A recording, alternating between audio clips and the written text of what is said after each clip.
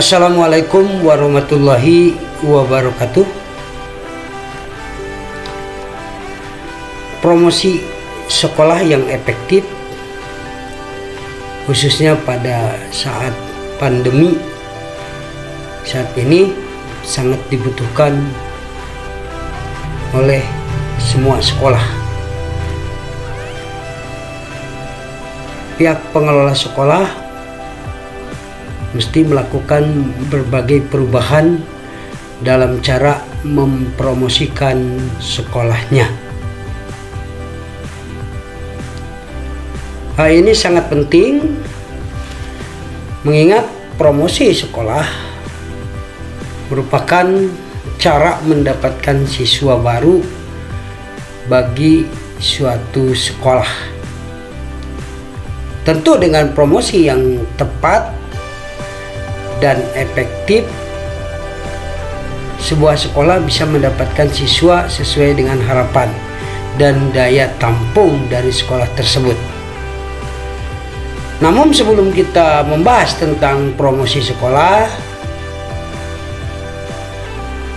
terlebih dahulu kita bahas dulu bagaimana pengertian dari promosi tersebut.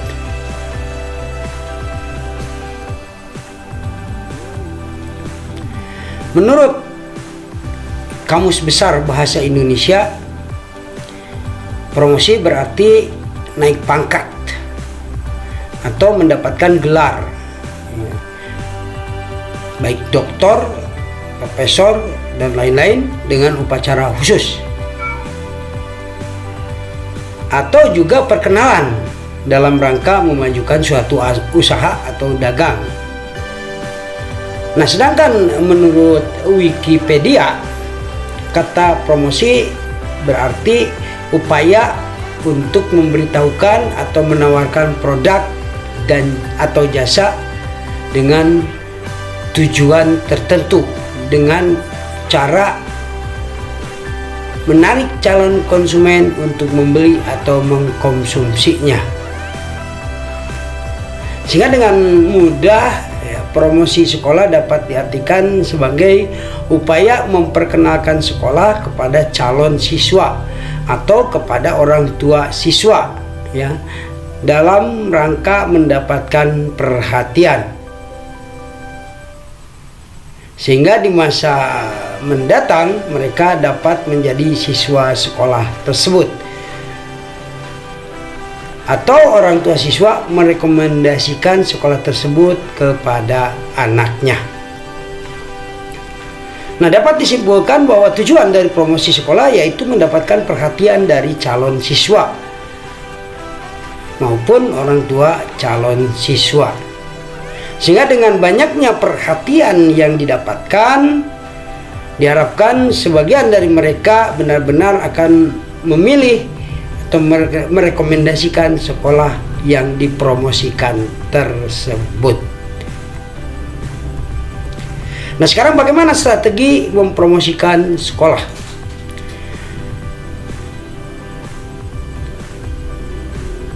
Nah, dalam pelaksanaannya tentu membutuhkan strategi khusus, ya.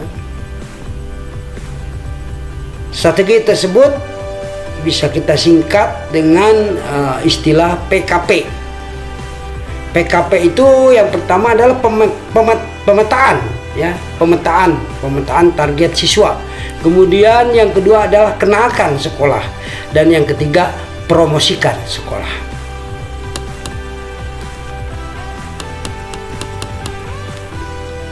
Nah, pemetaan target siswa bisa dilakukan dengan cara mengidentifikasi dulu, mendata dulu, ya, siswa-siswa yang menjadi peserta didik kita,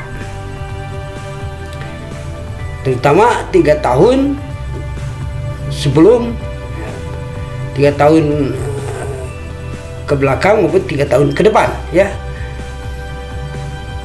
Dengan itu maka tentu akan terpetakan, ya, dari mana saja asal siswa tersebut, dari sekolah mana saja, Nah, kemudian dari situ kemudian kita bisa mengidentifikasi, ya, menilai, ya, mana saja sekolah yang menjadi pilihan pada sekolah kita.